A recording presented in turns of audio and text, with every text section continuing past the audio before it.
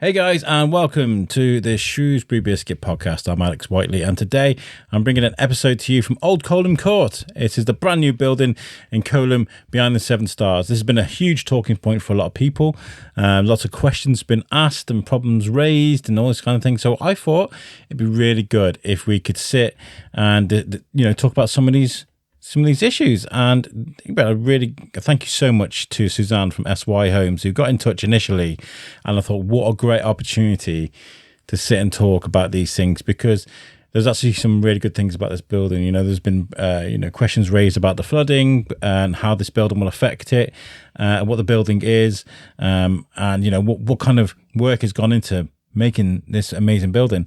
So that's what this is. So thank you, and thank you to everybody that answered. I threw up a thing on Facebook and asked people for questions, and we got some answered. So if you threw in your questions, they'll be answered in this episode. Well, I won't linger too much. I'm going to let you get on with this episode and enjoy that. And I will join you at the end for a bit of outro chat. Okay, folks, so enjoy this one. This is Old Coleham Court with Suzanne from SY Homes. Let's do this. Every time I think of that, I think of what was said and done. I don't think there's much change. I think I'm still the same. I'm sure some people disagree, but I don't care 'cause I am me. Stick to what you can, stick to what you plan. Hey guys, welcome to the Shrewsbury Biscuit. Just me today, no Vix. We are in Coleham today, and we're at a place that has caused a lot of talking points in Coleham. I'm chatting to Suzanne from SY Homes. Hello, how are you? Hi there, hi. Yeah, just getting closer to that microphone. Sorry to get it right in your face. What's the name of this place again? We just walked past it. It's Old Coleham Court. Old Coleham Court, and you may recognise it's next door to the Seven Stars, and it's quite a big building, but it's a nice building. I've just had a tour, and it's very, very nice inside. It's a luxury residence. It's not normal for Shrewsbury. It's something quite different. It is. I'm making comparisons to South America. I mean, I've been very lucky. I've been to Bogota a few times. The high-rise, beautiful apartments they've got there. My abuelita-in-law, shout out to abuelita. She lives in a beautiful apartment that look very much like some of these, and it is like a normal thing across Europe and some big cities in the UK. But when it comes to places like Shrewsbury, this isn't of the norm, is it? We've had comparisons with Paris, with the Haussmann buildings, with the central courtyard, and someone said it looked like Copenhagen with the riverside building. I haven't been to Copenhagen, so I can't compare that one. But Europe does apartment living really well, and I think that's something that the UK hasn't done so much of, and certainly Shrewsbury hasn't done. So let's have a bit of Europe. I think it's innovative, and I know, like, when it comes to architecture and new buildings in Shrewsbury, people can be a bit skittish. You may listen to this and think, oh, but you are Shrewsbury, you are skittish. I mean, when it comes to the riverside coming down, I remember, I was taking videos of them knocking it down because it's history, and there's some old guy grumbling. I was thinking, we've got to move with the times. You've got to be able to, you got to change with the times. If you don't adjust yourself, then you're not going anywhere, are you? Look at all the different buildings. You've got the Abbey from the 10th century. Then we've got our timber frame buildings from the 13th, 14th century. Yes. Then, I'm a historian, so I don't... You're Georgian historian. I mean, just as we look out now at Coleham, you've got beautiful Georgian, Victorian buildings around here, and you've got modern stuff as well. I mean, it's good to be able to mix the traditional with the modern, but modern is only modern as long as you're in those times. This will be a historical building at some point. Do you know what I mean? So we'll keep moving. We really focus on the design side of the architecture, and we look at what's around us, and we make sure that we are complementing what's around us. You don't want to do a pastiche, you don't want to kind of create Disney World, but you want to make something that sits beautifully alongside what's around you.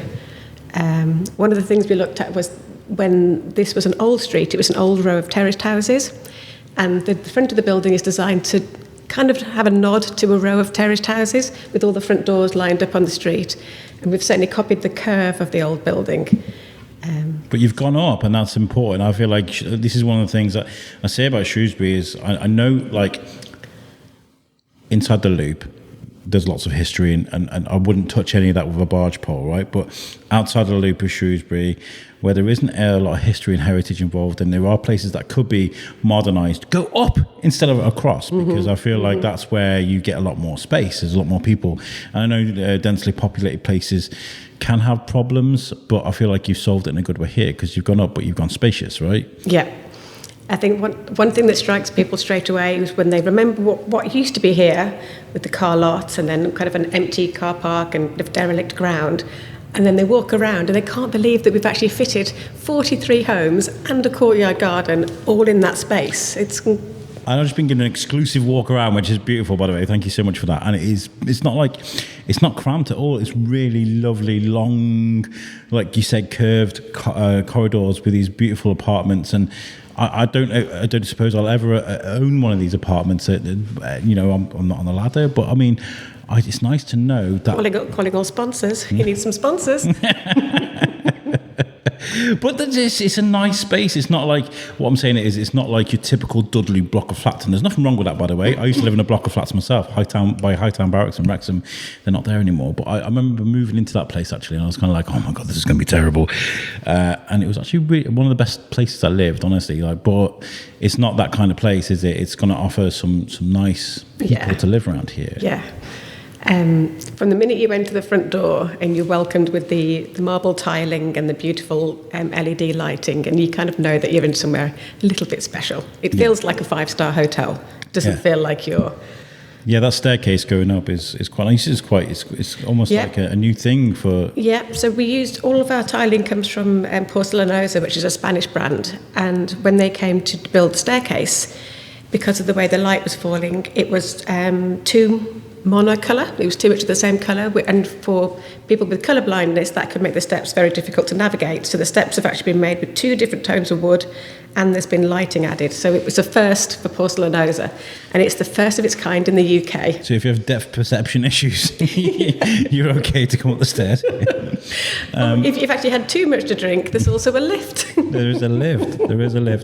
It's very accessible, and I mean, we'll come across all that in a minute, because I feel like when it comes to pay, you can't just throw a building like this up. There's got to be lots of work that goes on, red tape and stuff that you got to go from the conception of this place right to where it is now. How much work goes into making something like this happen? Hours and hours and hours. The planning began over 3 years ago, and the original drawings were conceptualised, and we soon realised that because of the flooding in the area, the structure wasn't going to be solid enough, and we had to go back to the drawing board again from the very beginning, work with a completely new team of architects, structural engineers, civil engineers, environmental specialists, flood modellers, and we were having video calls with 12 different businesses on one video call while everyone came together, and just all these greatest minds in the industry were pulling it all together to come up with solutions. And they didn't always work, and then we had to go back to the drawing board again. I mean, there has been so much modelling done. There was one plan, well, I don't want to go into the plans that didn't work, but what they have done here is the whole building is raised upon stilts. But before that could even be done, the ground had to be improved. And rather than pouring concrete in, we used local stone. So it's river stone from somewhere else in the area. I don't know exactly where it's from, but it is local.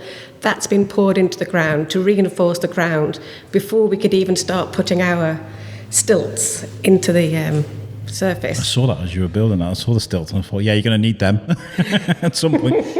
Interesting fact, I mean, I produced some amazing historical audio tours around Shrewsbury, and one I did with Nigel Baker was about the Abbey, and it starts at where Flaming Grate is now, and it goes all the way around the Abbey and back to where the Wildlife Trust is, and and he was telling me that archaeologists found a jetty at the end there, a jetty, because the river actually came up to that far. That's how far the river came. Oh wow! It was that wide? It was that big. It was actually the Victorians that engineered the river to go in a different direction, which is why it floods here, because the river's like, we used to go this way. Yeah. So we're going to go this way. Yeah. It's the Ree Brook. It's the Ree Brook that causes the backlog. Yeah. It tries to get into the River Severn and it can't. So there's the Ree Brook that starts the backing up. So the solution that we came up with at Old Coleham Court was to raise everything up by 5 feet, 1.5 metres. So what was the ground floor is now the raised ground floor, and that's so you drive up ramps up to the car park. The lobby's on street level, but like I said, there's steps and a lift up to the raised ground level, and that's where you enter the main lift up to the. So if it does flood, you can still get into your in and out, and you can Well, if it does flood, it tends to flood in the lower area here by the roundabout, by the main front doors. They're all protected with like state of the art. Environment Agency approved barriers that can be dropped into place. All those materials are stored on site, so they would just need dropping into place. That would lock the front door so that residents couldn't open that door. And on the other the south entrance, there is the dry escape. And the road's slightly higher there. It heads up towards the underpass, which goes through towards Old Potts Way. And that's, I'll show you around. It's a dry escape. Yeah. If we then needed platforms for the road, again, more materials are stored on site. So everything's ready for the worst case scenario. And we've just had floods as well. We had a little bit of a test, didn't we? Had a little bit in the sort of the dregs of winter. There was a bit of a test. They had the pumps out there. We were ready for the. Did you have any problems? I can't remember. No, I don't recall it. I think this spring. Yeah. Goodness me. I mean, we couldn't have had better weather this spring. Yes. We're almost waiting to do a test run. I don't attempt fate, but we do have everything ready. But I mean, with the social media of it all and stuff, putting things on there, we've got this amazing place. Has there been a lot of negative feedback with the comments that you've seen, and how have you dealt with that? Have you spoken? Yeah, there are always people who kind of seem to want to highlight the fact that it does flood in Coleham. And I think most people in Coleham know that. Yeah. We certainly knew that. Part of built into Coleham culture, It is, and I think one of the things we did when we first arrived was we really got to know the community, the local businesses, and we wanted to tell people what we were doing, make sure they knew what we were building and why and how we were doing it.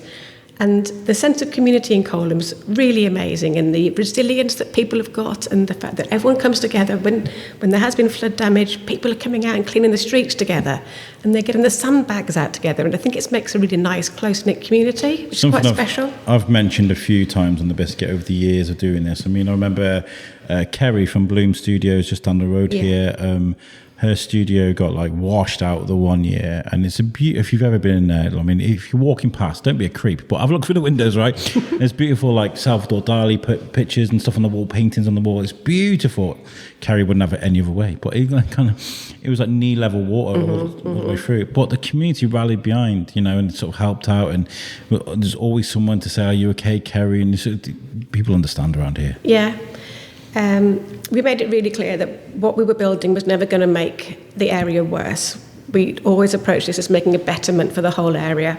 Yeah. We did have original plans with the council that maybe there was going to be a wall that kind of began to barrier off across the Reebrook, but flood modelling showed a 3 centimetre increase in other areas, and so we abandoned that plan because 3 centimetres for other people is not acceptable. Yeah, but if it's on stilts, and we don't displace water at all. That has been modelled.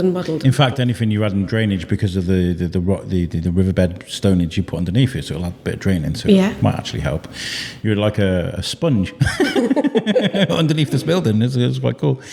And then we also get to do the nice pretty bits. We'll be replanting it with reeds and bringing it back some wildlife and insects and nature. So. But this location is just, I mean, we've just done a walk around now. We had a look at the penthouses, and there's like the panoramic view from this building is just to die for. I mean, you've got a different view on every single side of this building. Mm-hmm. I mean, you've got, over the one side, you've got the Abbey and the railway, and you can see the prison, and we were talking about Shire Hall, and you can see the Lord Hill right in the distance, and then on one side you've got the parade and the tops of town, the houses in town, and on the other side you've got Coleham and what's to offer there. It's beautiful, isn't it? The pump station towers and then the Victorian rooftops. It's an angle that not many people get to see Shrewsbury from. We're used to looking from the loop over this way, but we get to look back on the city centre, town centre, which is quite special. I mean, that must have been a nice, pleasant surprise, because I guess you can get on cranes and stuff when you're building the place, but when it's fully built and you can stand there and actually take it all in. I mean, the builders here, I'm envious for. They can have their lunches up there and see all that go well. Yeah, come back for cocktail hour. when that apartment with the extra special roof terrace is open, we'll have a drinks party. And, That'd be really nice. west facing, sun going down. Wow. Happy days. I'll wait for my invite. That'd be great. There's some great Instagrammable moments there. Speaking of Instagrammable moments, visual things, Shrewsbury's, we talk about the architecture, the local around here. How much work had to go into getting this right as a design for the local area, I guess? Well, the original architect is a local Shrewsbury man. So like I said, he was very much copying the original Victorian houses which were here. And we stayed with that design on the exterior. That certainly hasn't changed. It was just the internals that really had to change. The change to moving on to steel frames. That meant that we had to do BIM modelling, which is the kind of the computer animated systems, so that every wire, every plumbing pipe, every light system, it all runs through the walls, and that had to be pre-planned in advance. Basically, the whole building is mapped out before you build, which makes construction really quick because everything's you know where absolutely everything's going to be. I mean, my electricians could pinpoint to the wall and tell you exactly where the cables are. So once that was in place, that was a time-consuming part. But then putting it together, putting a steel frame together, a bit like a massive Meccano kit. I don't want to undermine what the guys do. I'm sure it's far more complicated than Meccano. But I imagine loads of builders going, "Oh yeah, sure it is, love. Yeah, just get me a little spanner out, shall I?" But it is hand finished with a spanner in the sense. That's nice. So the frame went up super quickly, and then it's our team of artisans, and we call them artisans because they are the best in their trade. They're the guys that are fitting the kitchens, plastering the walls, hand finishing all the paintwork, putting on these lovely chrome switches. I mean, it is a hand finished apartment. We really make a point of making sure that all of our properties are beautifully finished and ready to move into. And they are looking nice. I'm in a finished apartment right now, and it looks beautiful. I've also been in some of the apartments that aren't finished yet, and I can see the work being put into them, and it's nice to see that gradual progress. I love that because it's like a process, isn't it? Yeah. So it's coming on. It's behind the scenes. And I did say, like, once the courtyard's all put together, I want to come and see it all looking nice. And if somebody wants to invite me to their penthouse for that'd be really, really cool. We can't talk about this place without talking about the locals. Obviously, you're building in a place that's very, I wouldn't say highly populated, but there are people around you. How have you spoke to the locals? Have you been out there speaking to people? Yeah, we've actually got a very close contact with one of the gentlemen, and his window is one of these windows. Hi.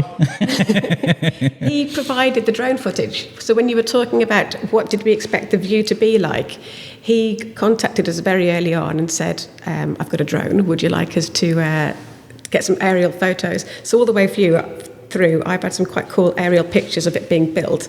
But he then took his drone up, spun it around. And so having someone like that who's interested in the build has been really valuable. I mean, I threw up someone on Facebook. This podcast is all about positivity. I like to find the positive in the negative, right? I didn't get a lot. Maybe because I don't know. I'll turn my phone down. You nearly had Joe Rogan talking, or Ken Furry. That was an old one we did a while ago. Right, okay. I put, has anybody got any questions? And Phil Morris put, can they take it down as an eyesore? I think you need to come and have a look at this again, Phil, because I think it's actually beautiful. I think it's really nice.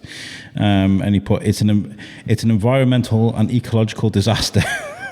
So I actually looked at Phil's profile because I'm always interested. I do follow what people post, and I try to put intelligent responses where I can, because sometimes people are saying things that it's not founded on anything. Yes.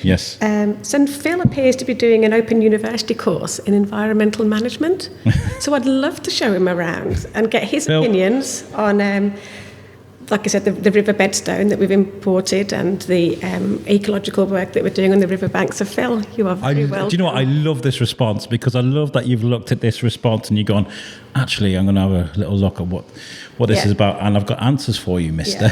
I mean, Phil, in a nice way, because we can be skeptical as we like. If if you want to take Yeah. Suzanne up on this offer, we can bring you around. And Phil's a good guy. He is a good guy. We had a lovely comment from someone who said, I've lived in the area for 6 years and it's very different. The opinions of people who live in Coleham are very different from the people who live outside and observe inwards. Yes. And it's very easy to be kind of flippant about these things. But this is the point. This is what what I was trying to say earlier about the riverside coming down and the changes being made. I always feel like, yeah, I love history. I've done historical tours. I've spoken to historians. I embrace that. I love history, Yeah. but I feel like this is the town of evolution, right? Yeah. This is Darwin's town, and I feel like there are ways we can show that through our architecture. Yeah. Like, there are ways that I'll talk about the bus station. The bus station's a mess. Yeah. I feel like we could really do something really cool and sexy with that. I that feel like has to be part of the redevelopment plans, I think, isn't it? yeah, it's got. I mean, it's Yeah. got to be. But I mean, like, do something nice with it, Yeah. like and like you said, you don't want to make some sort of faux historical building with modern day. I mean, we can do that. I mean, there are places that have done that, but like you said, it's not like it's not Disneyland or something fake. We want to make something that's tasteful but modern and nice, Yeah. And there are ways of doing that. I mean, we're past the 70s block flat type architecture, so I think we could do something cool. We're interested in the Riverside development as well as a business. I mean, what an amazing place to build homes, Yeah. right in the town centre. Yeah. But like I said, this is part of European culture now. These Yeah. amazing apartments. With a piazza, you can imagine people having outside seating, someone busking in the corner. I mean, that's very typical of Shrewsbury. There's often buskers around, Yeah. so make the most of that. Summer evenings when we're full of tourists. I mean, what a great place to be hanging out. I wonder if we can get a psychologist on the show at some point and talk about what holds people back when it comes to. I guess it's their nostalgia, that's their youth, that's the town that they've grown up in, and they don't want to let that go. And I suppose these new buildings, the Yeah. Riverside development's all going to be different. It's change, and is that going to change our way of life? Is that going to affect our eco-structure? And I've talked with Simon Bell about when it comes to different ethical decisions and our lifestyles, morals and stuff. And it feels like when it comes to something affecting our eco-structure and our habitat, that's when we change, and that's when we get defensive. And I think maybe there's something about that. I think we have to consider as well, though, building in the Riverside or building like a plot like this was brownfield. Yeah. It wasn't being used for anything. It was an eyesore before. So Yeah. surely anything that we built here has got to be better than what was there already. Yeah. And building on brownfield is far more important than building on greenfield sites. Exactly. I mean, we got these rustic old. I mean, we can look back at some of the older, more industrial buildings, and that's nice to have because it offers a rustic view of what life was. But if you have too much of that, I mean, somebody put a picture up of Liverpool, and it was the bus station, and what it was before was all old but derelict buildings that nobody was using, and they stripped all that back in 1990, I believe it was, and now it's this beautiful bus station with restaurants and stuff like. Yeah. And that goes as far as back as 1990. I think it's shifting. My husband's an Evertonian. Oh right, okay. So we've been watching the dockside developments, and the new stadium going up is unbelievable. Have they fixed the flooding yet? The water was coming out of the it was the restaurant or the in the stadium. yeah, and it was flowing down the stairs. I remember seeing that during the heavy rains. That's what I was on about when I went in the floods. We had the heavy rains, and I guess like whenever you see heavy rains in Shrewsbury, we kind of think of the river. I mean, I'm not from Shrewsbury originally, but I've been here since 2017, and whenever it rains, I'm like, oh, the river. I know, but think about nowadays we have all these WhatsApp groups, Facebook groups, and we even have the website that has the live tracking. Yeah. So it's not like it happens, it's not a flash flood. No. It happens, there's normally a 3-5 day build-up Yeah. from the mountains, it's coming down the river, we know further up the river where to monitor. If their levels are high, you've got plenty of warning. And to flip back to Liverpool, we're just talking about big cities and big developments. You're saying have you taken a lot of advice and influence from big cities and places where they do have to incorporate modern architecture with? Yeah, we definitely look at Manchester. There's a company that work there called Capital and Centric, and they do a lot of redeveloping old warehouses. They did a TV show recently with on Channel 4 where they got designers to come in and decorate the new building, and we'd love to do that. If anyone wants to come and do bespoke decorating projects, that'd be amazing. Yes. But Capital and Centric pick up buildings. They've done an old cutlery factory, I believe, in Sheffield, and they've done a lot of the dockside, river, canal side developments in Manchester, and we definitely are influenced by what they do. They build very modern homes, but they tend to restore old buildings. And as a business, I think SY Homes are far more into building something new from the ground up, rather than remodelling an older building. How far does SY Homes sort of reach? Because obviously it's SY Homes. That's the postcode right there. Do you guys just stick to the SY, or do you like move around the country? I mean, how big is it? At the moment, it's just everything we've done has been within the SY postcode. So we've done Montford Bridge. I can't remember where else before I joined, but recently we've done SY1, Albury Place, SY2, the Lord Hill, and then now we're in SY3. Wow. And we have a project coming up in Hadnell. That's hot off the press. If you are exclusive interested. Exclusive there for Hadnell. And then our next project will be building behind the Lord Hill Hotel, which of course we renovated. We renovated that to 3 townhouses, which are beautiful inside. And then later this year, we'll be breaking ground on the new apartments that are going on what used to be the function rooms, which were, again, an eyesore, very shabby, full of asbestos. And there'll be beautiful new apartments. Speaking of asbestos, we're just talking about Shire Hall. We just can see it from across the way there. I was talking about how that's like a time capsule. I worked there for a year. I used to go in there, and it's like wood paneling everywhere. And everybody's listening to this now, works at Shire Hall, is nodding their head and going, "Yeah, it's like stepping into the bill from the 1980s or something." You know, it really is like that. Sometimes it's nice to keep buildings looking what they used to be and kind of keeping the essence of what that was. Is Shire Hall something that you, as a developer, would love to take hold of? And I think it would be a challenge. Yeah, I have spoken briefly to the directors about it, and I think the ideal thing would be what you said: keep the exterior and somehow gut the interior, because it is full of asbestos. Yeah, of course, it needs to be ripped out. Yeah, but great location. Amazing location. Yeah. That's like, and it's big. There's a very big site behind it as well. I'd like if you're going to build an apartment, that round oval sort of oval office. It's not even round. It's elliptical. Elliptical. It's like an egg. Not even like an egg. I think it's specific for that kind of brutalist architectural style. That it's not a circle. It's not an egg. It's not an oval. It's not anything. It's just different, and I like that. Yeah, I like that. It reminds me of Tracy Island, from Thunderbirds. Yeah, that big round bit of the bit. I don't know. I know what I'm talking about, but I'm going to visualize it. But is there anything that SY Homes would love? I mean, there are places around Shrewsbury that I think could really do with a lick of paint, or do with some bringing up. Is there anything that you would love to take hold of and redo? Or I think we would love to move in the loop.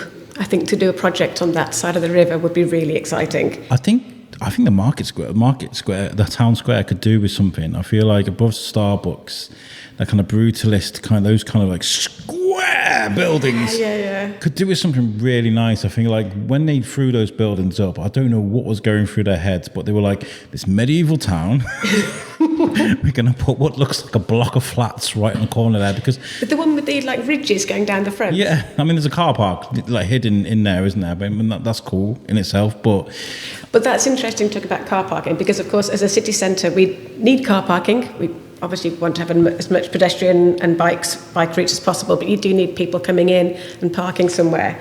So putting parking in the lower floors of the building completely makes sense, because then you've got resident parking, maybe split with public parking, and all the apartment living would be above and raised with better views. And again, when we talk about European big city living, I mean, I've been around the world, I've seen places, but a lot of big cities do have underground parking. I mean, I remember when I was in Belgium, I was walking around Brussels with my friends, and we went to this guy's apartment, and the ramp he went down to get his underground parking was I was like, are you going to drive your car down here? People go through extreme lengths to get that underground parking, don't they? So I lived in an apartment in Paris in the 15th arrondissement, and it was a modern apartment wedged between the old-fashioned buildings with the shutters, and we had a very modern building. And I said to my husband, we've got the opportunity to rent a beautiful Parisian chateau apartment. in the middle of but we went for a modern new build. and it had an amazing lift for the cars. So it was a very tight turn from the narrow French street to turn in to a lift that was not much bigger than like a kitchen counter, squeezed the car in, and then we went down 3 floors, and there was 3 levels of car parking below the building with car parking spaces for each one. And the sound of the tyres as you had to twist yourself into the car parking space, it was quite nerve-wracking, but what an amazing use of innovation. You can't park in Paris without being pushed forward and back and dinked from every side. So I see. There's outside the library. There's an amazing iron turntable for a car. That's what that is. It was an old turntable that they used for a garage. Why aren't we doing things like that anymore? It's like you can park in it, turn it around, get out. I mean, that solves a lot of problems. That would be amazing, wouldn't it? Where I get my tyres done, it's such a tight place to turn around. I'm thinking, get yourself an old, I can say Victorian then, but didn't have cars. But you know what I mean? An old-fashioned turntable. I guess probably from the 40s and 50s when, cars were new, I guess. I don't know where that's from, but that's... I think people who have enough cars are still buying them. Yeah? Oh, that sounds great. What's been the feedback, the good feedback about this place? We'll talk about the negative, but I want to talk about what the positive things are about this place. What have you been hearing? I don't think anyone has entered without saying, wow. Wow, I did that. I've got videos. It'll be on Instagram, guys. I'll make sure. It is unexpected.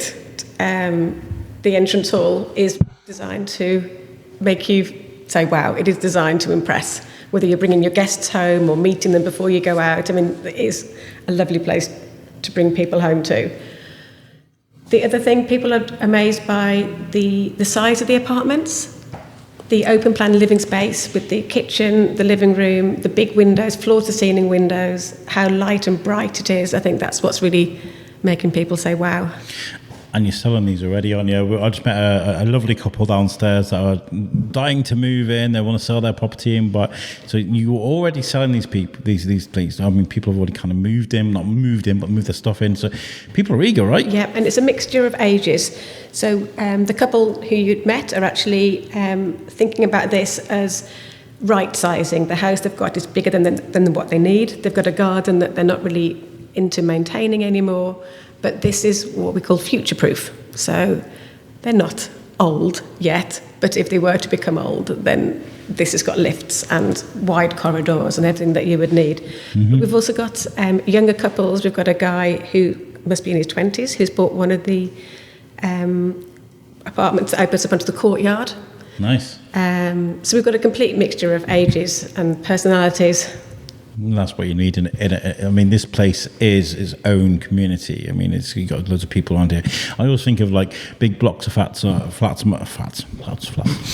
mother-in-law lives in a big block. We live in a block, a small apartment block, but like we know all our neighbours. We know what they're like, and we can stop and say hello to them and stuff. And it's all enclosed into one little space. And I know sometimes that can't go right. I mean, maybe you get the one bad apple, but I think in general, I think that's a really nice thing. Yeah. Well, we've got a central courtyard in the middle of the building, so if you do want to socialise, you can step outside with a cup of coffee and catch a bit of morning sunshine. Get your gut out and get some sunbathing done.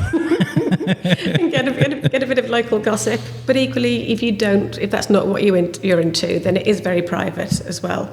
The security on site is exceptional, so people who have access to the first floor can't necessarily access the second and third floors, and that just means that if people are having deliveries, they could bring their pizza upstairs, they'd be able to access the third floor, but they wouldn't be able to access floors 2 and floor 1. So there's going to be no one roaming around the building that you don't know why they're there or who they are, which is an extra sense of security. A lot of thought's gone into sort of making sure people feel a bit secure and comfortable. Yeah.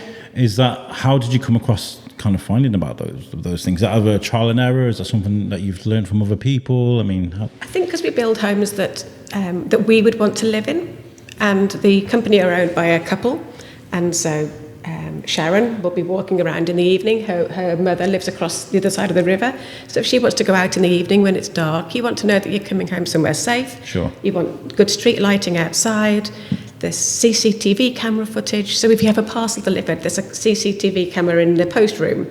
And that's just good to know that your parcel was delivered and no one else has tampered with it or anything. Yeah.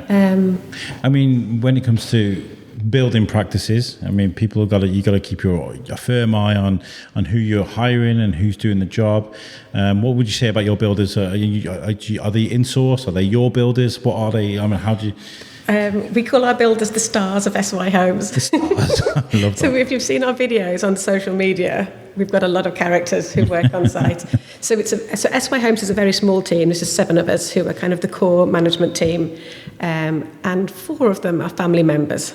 So it's a family business. Close knit. It's close. I feel like part of the family right now. I mean, like, hi guys. Yep, I'm only an honorary family member. But we bring contractors in, people who've worked with us for 10 years, or people who are on with this project in particular, a bit of bringing new teams because there was new skills needed that we hadn't used before. But everything's kind of, all of our contracts are based on how well we get on with people. It's personalities, it's people who we get on really, really well with, and there's a really excellent vibe on site. And if you can, I'm happy for you to talk to any of the contractors on site, and they'll agree that this is different to your average workplace. Lots of construction sites can feel quite macho and quite confrontational, but everyone gets on really, really well here. Management know everyone's names. The bake room downstairs is full of donuts pretty much every day. This is a physical job, so people are going to work better when they've got a nice full tummy. Hospitality here is great, by the way. I got a Capri Sun in my bag, which I'm going to reach for because I'm thirsty, actually. You give me a Capri Sun. That's great. We didn't have any waters. And well, a Capri Sun's definitely an upgrade from a glass of water, so thank you. It's, yeah. Either that or it's Builder's tea, which is I do love 2 Builder's sugars. Tea. I do love Builder's tea. Yeah, I mean, but knowing who you're working with is really important. And I think it rounds me up to a really nice question is like, when it comes to building, I mean, you work on several different projects, but keeping that consistency is really important. So it is down to that kind of recipe of working with who you know, right? I mean, yeah. When you're bringing out outsiders, it's knowing outsiders. That's a really horrible word, isn't it? But you know what I mean? Yeah. Contractors, you need to know that they've got the same attention to detail that you have. People who share that, they want to get that same level of detail in their work. That's why I called them artisans, because it's a craft. So the tiling downstairs, if you saw how long the tiler took to meticulously cut every tile, he bookended the marble so that the veins run perfectly. I mean, this is someone who cares so passionately about what they're doing. They're not just cutting a tile and sticking it on the wall. Careful there. We're about to get Capri Sun everywhere. I know, yeah. I'm trying not to. I've done one of these for my little boy before, and I know that they can explode. Hey, look, I did it right. But there's certain companies that we've come back to every time. So we use Rationale Windows, which is a Scandinavian brand. They're metal on the outside, but they're wooden framed on the inside. But being Scandinavian, they are double glazed. They are super thermal. They're capturing all the kind of keeping the heat inside. And so when we found a product or a material or a contractor who works perfectly for us, then we keep that relationship going. Yeah, because things are changing as well when it comes to, you know, efficiency with energy and things like that. And it seems to me like you've ticked all those boxes too. Yeah. There's heat source, air circulation systems. Obviously, all the windows are super thermal. The thermal insulation that's on the outside of the building is superb, but it's also inside the internal walls as well, which means it's really soundproofed. We have to do an acoustician's report, and we got an excellent grade in our acoustician results. That's a great word, acoustician. It's quite a tricky one to say. I love that, acoustician. Oh, I'm going to add that to my vocabulary. I really like that one. I love what you guys are doing, and I love that we've had the opportunity to talk about this, because like I said, without people, this is the whole point behind the Shrewsbury Biscuit, is to tell the story of a name above a door. You might walk past a shop all the time and not know who those people are or what they do. People have walked past this building going, what are they doing there? Like Phil said, oh, there's a monstrosity or whatever he said, I don't know. But like, it's not. You walk in and it's actually, a lot of care has been made to make this safe, to make it sustainable, and look and feel great for the people that live here too. Yeah, and we love talking about it. We love bringing people around. Come and have a look, Phil. Come round and have a look. Honestly, definitely, everyone's welcome. We want to share. We're really proud of it. We want to share our story, and we want to tell you about our next projects that when they're coming out as well. And always happy to kind of take people back to our previous developments to get a sense of what we've done. and what our style is and how well our buildings are finished, because that's what we'll be continuing through to the next one. Is it important to keep momentum when it comes to projects? Like, is it, or do you have to like do a project and think, right, let's have a breather? It's not always that easy. I mean, you can have a plan, but when you are controlled by the building regulations and planning approval, and you think you're going to get things signed off and then they're not, and then you have to go back to the beginning again. We ended up with running 2 projects simultaneously, and then we can end up with a big gap where we can't break ground because we're still waiting for another planning report permission to go come through. Yeah, that makes an awful lot of sense. And that's quite stressful. I imagine, because you bought the land and you're paying the mortgage. Well, you're not like a big company. You said you're a small company that's growing. I've seen that growth that you guys have had, which is why I really wanted to speak to you. I'm all about speaking about local businesses that are growing and doing things differently. And I feel like now the ice is broken. I mean, we can carry on these talks with all the projects that you guys do. I mean, I'd love to do that. That's really cool, because whether we agree with it or not, when things like this happen, they are part of our lives now. It's the same with Shrewsbury Moves. I was chatting to Seb, which is a bit of a bonus audio that I did from the bid, and we were talking about the Shropshire festivals. They brought a wheel, a Ferris wheel into the middle of town, which I recorded on. I was terrified, but it is part of our lives, whether you want it to be or not. So embrace it. I mean, I don't feel like I'm quick to be skeptical with these things. I like to be positive. I mean, embrace what's happening. The alternative is a town centre that's not moving forward and not changing, and then people start to move out, and you end up with like a ghost town. And Shrewsbury's so special in that sense that we have got new businesses that are moving in, and we've got independent businesses and not just your big chain stores. Shrewsbury's a very special place to live. And by the way, I'm not judging people that do feel that way, because I totally understand it too. I totally understand that, like we talked about your ecosphere, your habitat, what you're used to. I don't think the couple that are downstairs that I was chatting to, she was saying her husband was like, I'm not moving this house unless it's in a box. But she came to see this place and he was like, yes, this is what I want to do. You've got to take that leap of faith. Yeah. Change people's minds. Exactly. And I feel like this place and other plans that you've got, I mean, we talk about trying to build on the car park, the other side of Rowley's mansion. They're trying to build the travel lodge there and the hotel and stuff. And people were rejecting those ideas. And I feel like, again, I mean, I know that's a very well-used car park, but if you can innovate with a way of utilising a car park and building a building as well, go up, Shrewsbury, you can do it.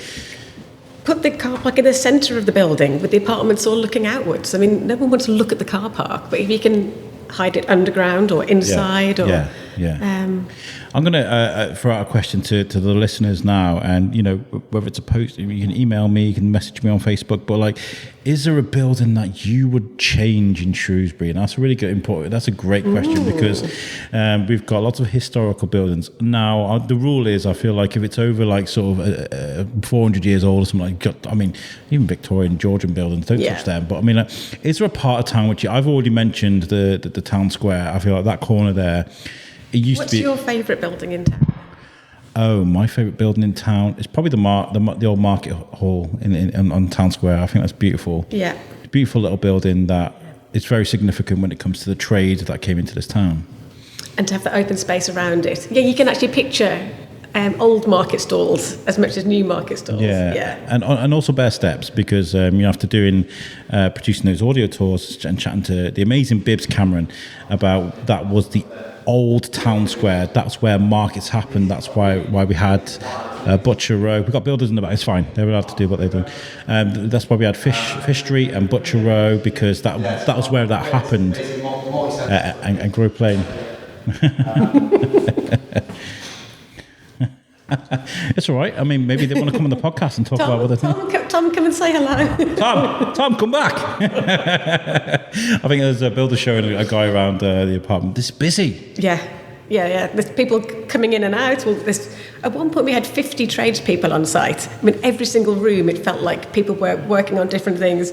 And when you actually see that come together, it's quite amazing, because every trade needs to kind of leave their site clean so that the next trade can come in behind them. So there's a lot of respect. It's like a relay. It is. And because we actually kind of spiralled up the building. Like I said, the first floor's almost finished. We're working on the second floor, and then we'll rotate up to the third floor. So when it works beautifully, it's like a That's what we need to spiral. do. I need to go up the top now and do a video of all the way. No, that might take a long time, but like time lapse. Like a time lapse, so showing up like how the progress has gone.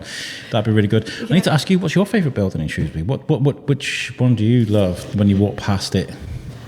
I mean, we can talk about area. I do know. So, but on Abbey Foregate, just down from the Lord Hill, when you're heading down towards the Abbey, there is an old building that's set back from the road slightly, with behind some iron railings, and it's got some lovely kind of purple rhododendron bushes at the front, and then it's 3-storey residence. That's.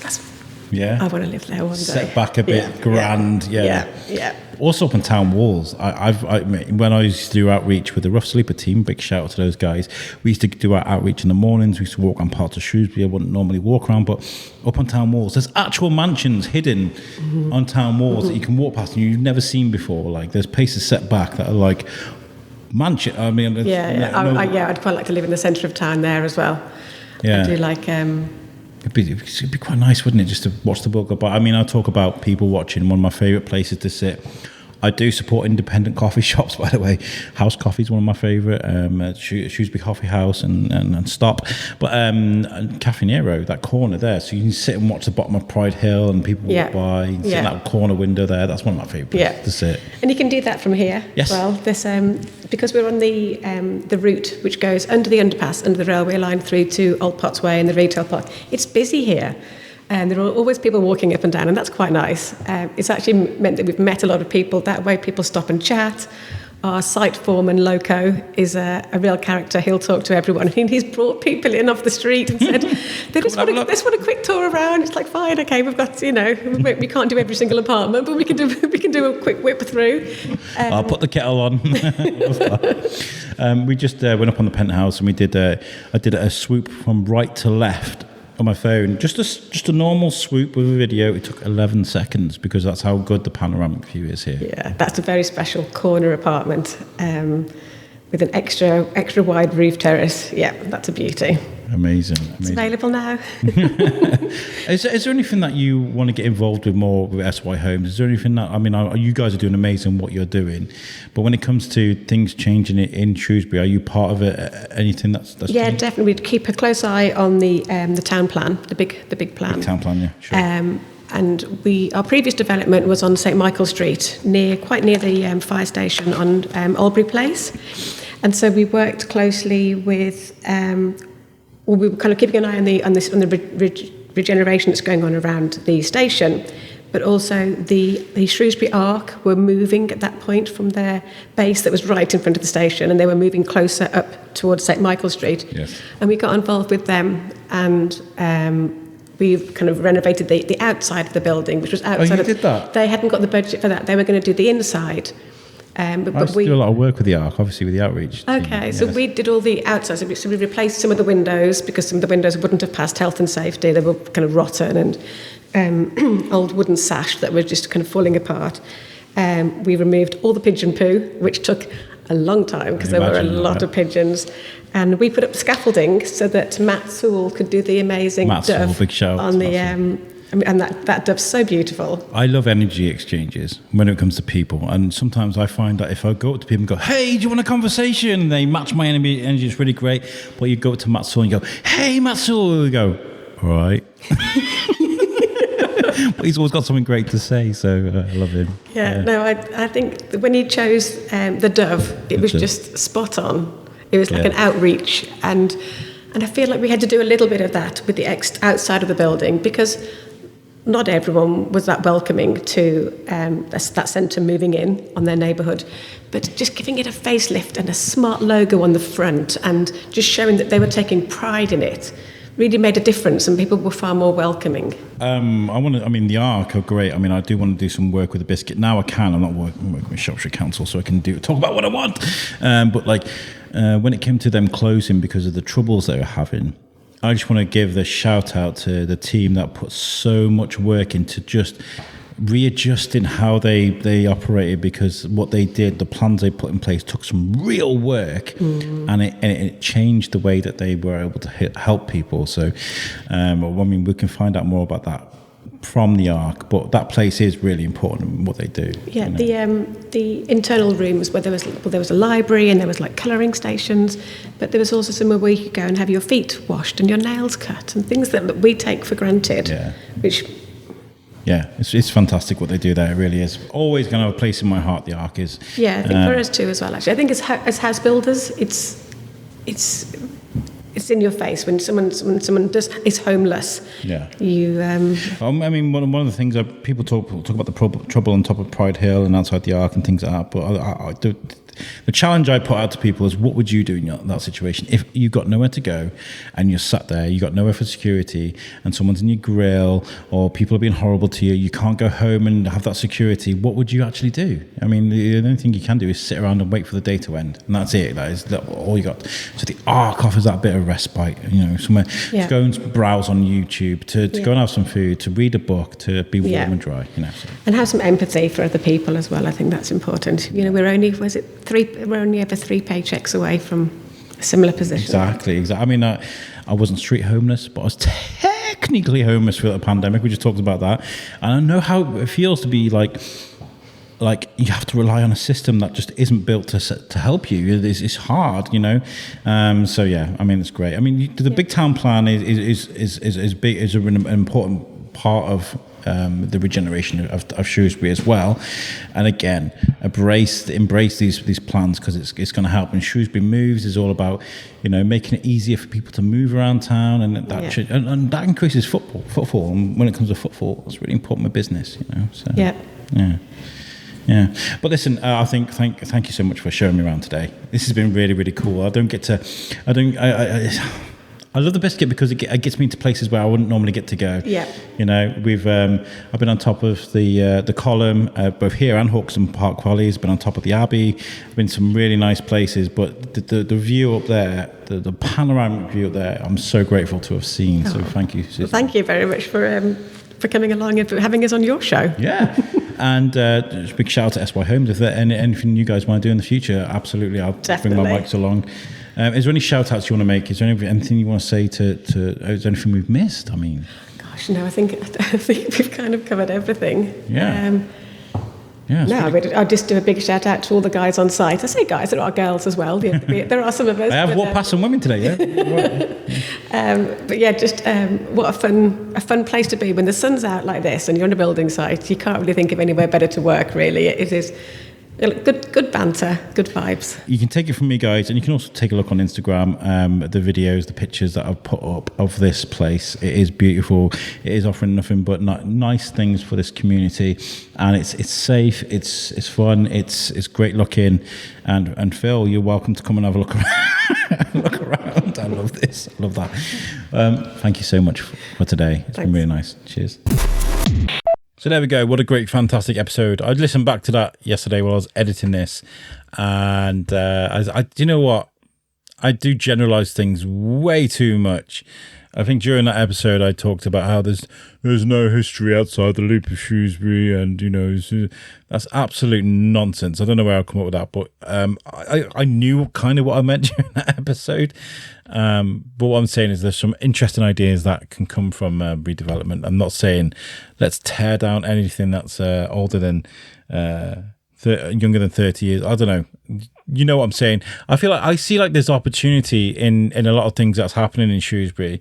I feel like if I was to weigh myself down with skepticism and negativity, I suffer from anxiety anyway. So if I was going to start worrying about all these other things, I think I wouldn't get anywhere in life. So I try and be as positive as I can. So that's where that came from. So if anybody listened to that and was like, just to pin it. That's another Alexism. That's what we're going to start calling these Alexisms. I mean, well, when I say this nonsense. But it was really cool getting to walk around that building. I mean, I got to stand up on the roof and look at the penthouse and see views of Shrewsbury that I've never seen before. So I'm really privileged. And also the introduction to SY Homes. I mean, I feel like it's such a nice thing to be able to be at places like this as these moments are born, these amazing changes to the town that, that building's could stand for 100 years, and I was there when it was first made. So I'm really happy. And here's to going forward with, being a part of anything else that's going to be. I mean, there's lots of things changing in town. The last episode we were talking about, the infrastructure being changed in Shrewsbury with the Shrewsbury Moves Festival.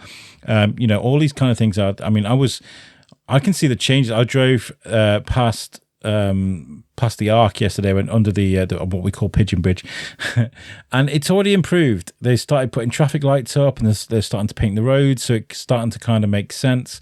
I know it's been a bit of a nightmare, but I feel like those changes are going to make the road a bit more positive, I think. So, I mean, we'll see, won't we? But yeah, embrace the change, people. The next episode that we're going to get is the Shropshire Women in Business, that Vix episode that Vix put together and recorded. I'm really sorry that I held onto audio for so long, but we had a lot of content. I think I mentioned on the last podcast that we got like I was sitting on 5 podcasts. It's like six podcasts I was actually sitting on because I went and did the Sabrina 50th. And yeah, so that's like a month and a half worth of content, which I can't release in a month and a half. So I'm getting through content, but just to put into context, like when I get the H6 and I go and record interviews, there's a series of different bits of audio that all need to be edited individually and then put into one big long bit of audio, which then becomes a full podcast. So those episodes take a little bit longer to put together, whereas this one I've just done now was one long feature interview that I can just listen through and make sure that it sounds great. So that's the difference in that and why it takes so long to create those bits of audio. And we did 3 of those. We did the Shropshire Women in Business, we did Do I Love You at Theatre 7, and the amazing Sabrina 50th event that I got invited to. So we've got those 3 to look forward to. But next is your Shropshire Women in Business. This weekend, I'm going to be covering Loopfest. So I'm going to grab my microphone and go on an adventure to speak as many musicians in as many venues as I possibly can. If you've never got involved with Loopfest before, I do highly recommend it. It's a really good weekend. You can do as little or as much as you like when it comes to going to the different venues and enjoying live music from mostly local artists. They got Goldie Looking Chain and some amazing artists as well. If you want the big performances, definitely check out the Loopfest website. Go to their social media as well and take a look at that. I love this event. It's a huge ordeal for the organisers. They've been planning it. I was at one of the planning meetings, and with my job and with other things, I haven't been able to commit to so many planning meetings, but I'm a huge supporter of this event because of the footfall it brings into town, what it offers local musicians, and I'm a big fan of live local music anyway. I love live music. So yeah, I'm going to be there. I'm going to be doing that. A huge privilege to be a part of that. So if you are about the weekend and you're at Loopfest and you see me walking around with a microphone and I look like I need a pint, just give me a pat on the shoulder and say hello. You don't have to buy me a pint, but it's always appreciated. All right, okay. I'm going to go. Hope you enjoyed this episode. I'll see you next time at Shropshire Women in Business. I hope you enjoyed this one. Peace out.